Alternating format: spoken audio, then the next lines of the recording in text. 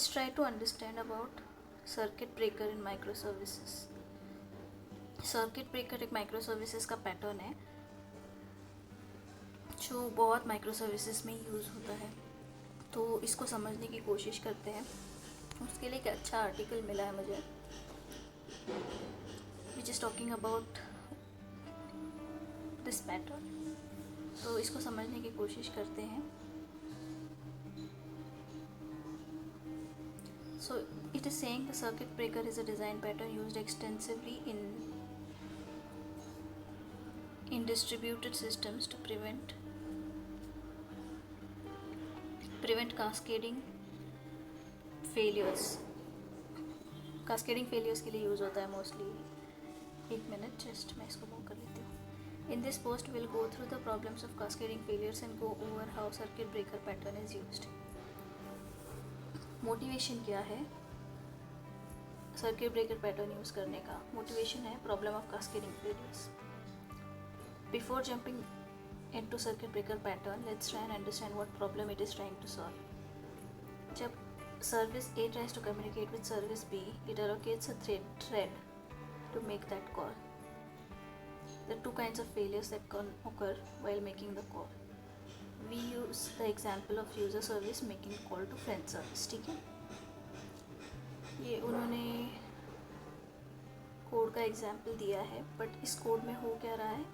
User service friend service को call कर रहा है।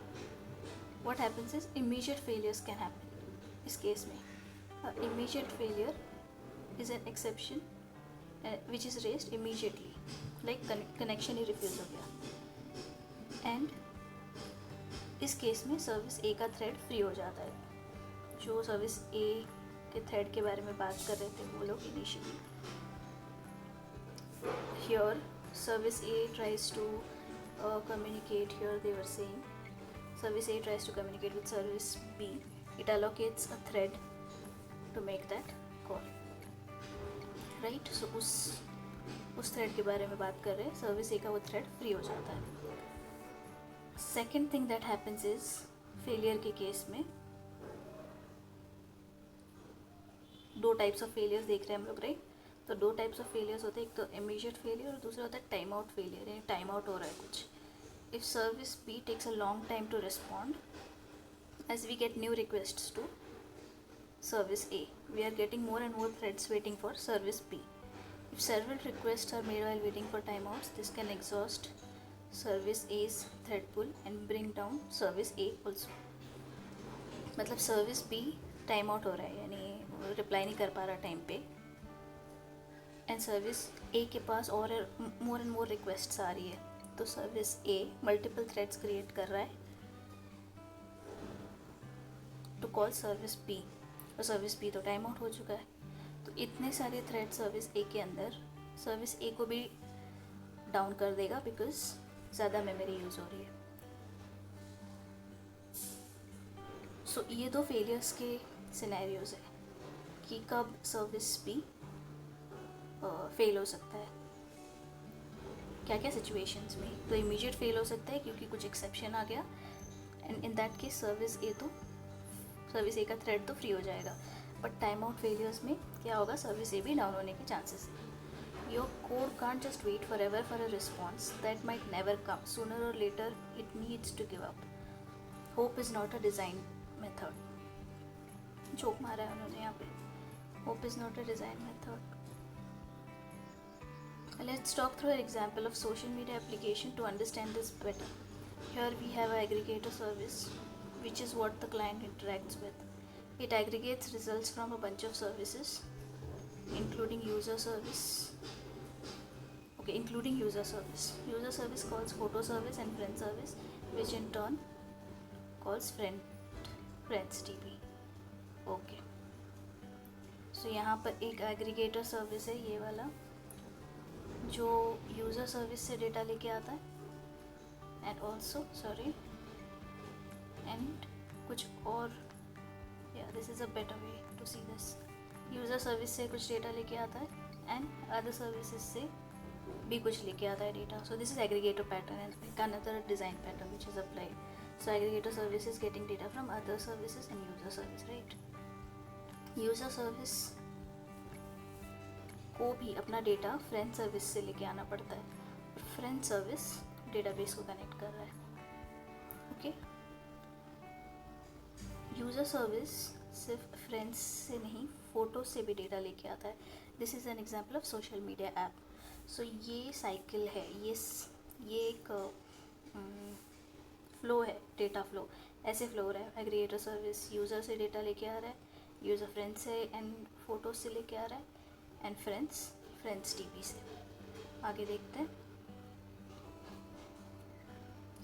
Here, friend service tries to make request to the friends DB. However, friends DB is not responding with an immediate failure. Instead, keeps the threads from the friend service waiting. The friend service tries to retry, thereby using more threads. As it gets new requests, more threads are waiting on the friends DB to respond. So, जो friends DB है, ये immediate fail नहीं हो रहा, वो it is taking time. So friends DB is taking time to give a response to friends service, right. So friends service में requests आते जाएंगे from user, but friends DB तो डाउन है. तो जितने थ्रेड्स फ्रेंड्स टीबी में बनेंगे उतना फ्रेंड्स टीबी पे लोड होगा एंड फ्रेंड्स टीबी भी डाउन जाने का चांस बढ़ जाएगा. आगे देखते हैं.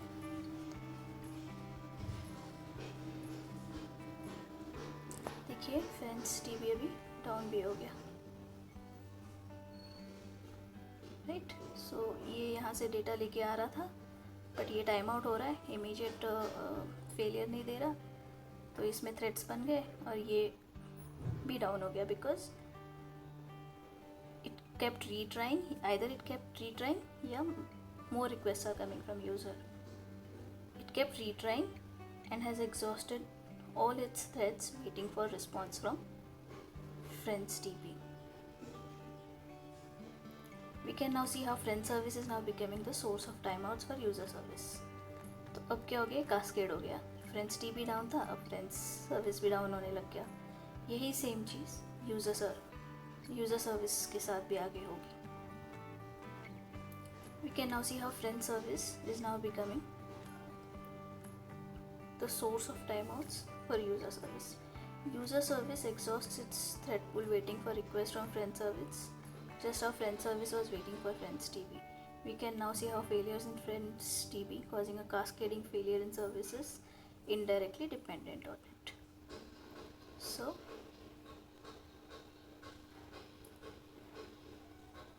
फ्रेंड्स टीबी पहले फेल हुआ, फिर फ्रेंड्स सर्विस में ज़्यादा थ्रेड्स बन गए, फिर यूज़र सर्विस फेल होने लग गया. उसके बाद क्या फेल होगा, एग्रीगेटर सर्विस, अगर इसको भी कहीं से कॉल आ रहा है तो एक कास्केडिंग फेलियर हो रहा है. इन्होंने ये एक्सप्लेन किया हमको, कास्केडिंग फेलियर हो रहा है. Eventually the aggregator service will also come down with the same reason. The client calls aggregator service and so our system is effectively shut down for the users. We see how one error in one component of our architecture causes a cascading failure, bringing all other services down. देखिए, यहाँ पे aggregator service भी down हो गया because client से कहीं से उसको आगे भी उसको कहीं से कॉल आ रहा होगा, right. So aggregator service has also got down. Now circuit breaker pattern. So circuit breaker pattern जो है वो ये प्रॉब्लम सॉल्व करने की कोशिश कर रहा है. It is usually implemented as an interceptor pattern or chain of responsibility filter. It consists of 3 states. 3 states होते हैं उसमें. सर्किट के 3 स्टेप्स होते हैं, राइट. इलेक्ट्रिकल इंजीनियरिंग में भी सिखाते हैं. Circuit is closed. All requests are allowed to pass to the upstream service, and the interceptor passes on the response of the upstream service to the caller. Upstream service यानी आगे की जो service है वो. Downstream यानी पहले की, before. सो एक एग्जाम्पल के साथ बताती हूँ.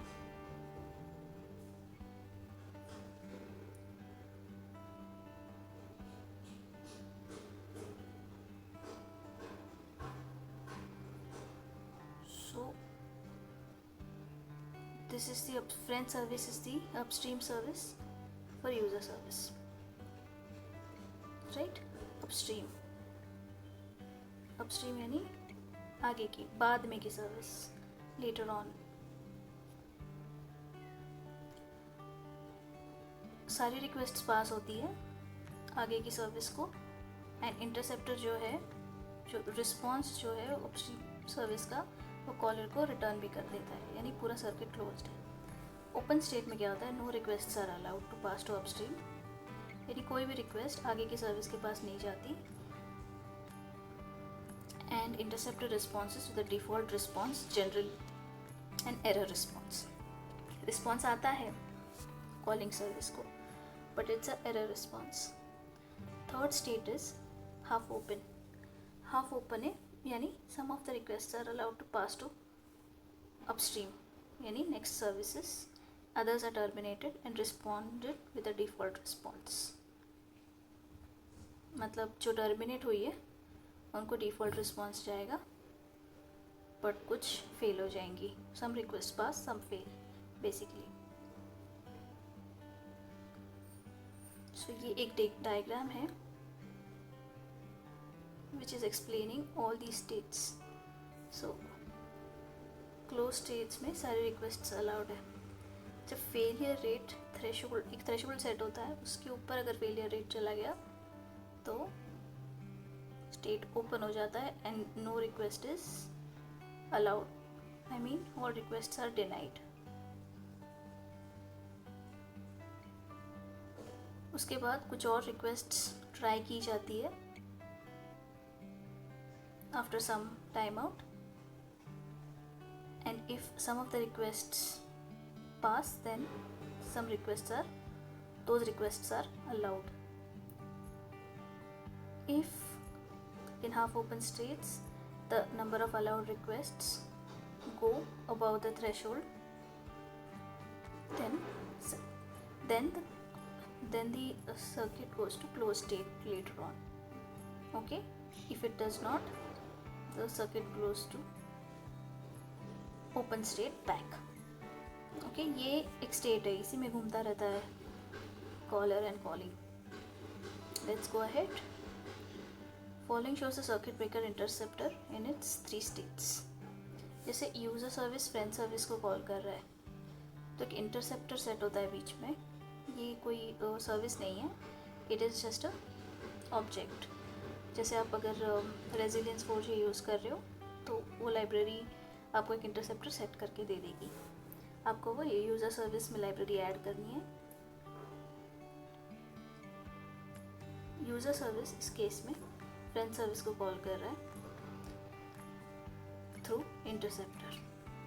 User service calls interceptor, it calls friend service, it gives friend service gives back the response to interceptor, and interceptor gives back the response to user service. This is a closed state. Now number of request failures goes above the failure threshold, meaning user service is call friend service, but number of requests that are coming are more than some threshold that is set in that. There is a configuration in Resilience 4G, वो threshold के ऊपर अगर चला गया तो circuit हो जाता है ओपन। जब ये सर्किट ओपन होता है तो इंटरसेप्टर आगे रिक्वेस्ट ही नहीं भेजता। इंटरसेप्टर एक डिफ़ॉल्ट रिस्पॉन्स बना के यूज़र सर्विस को return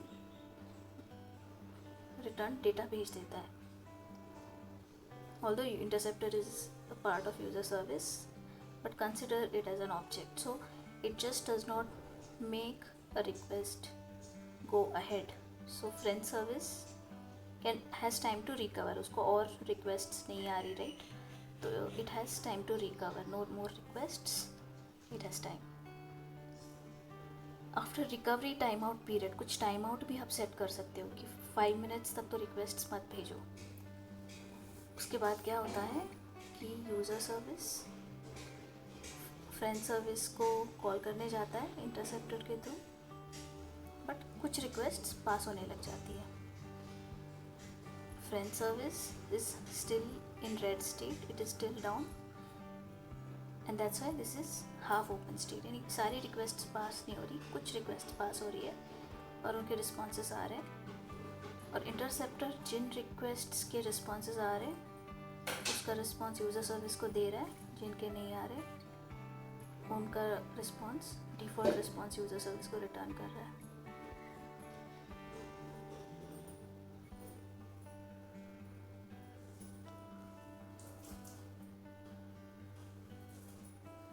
So these are the three states that they are talking about: open state, closed state, half open state. There is a Python example for circuit breaker. You can create your own circuit breaker using this. इसके Java examples भी है.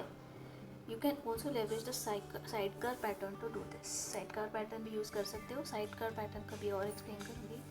In this approach, we don't have to modify our services by wrapping them around circuit breakers, but instead we ship our applications with sidecar like Envoy. All outbound traffic from the services is proxied through Envoy. Envoy supports a circuit breaking out of the box. Following is an example configuration of circuit breaking with Envoy.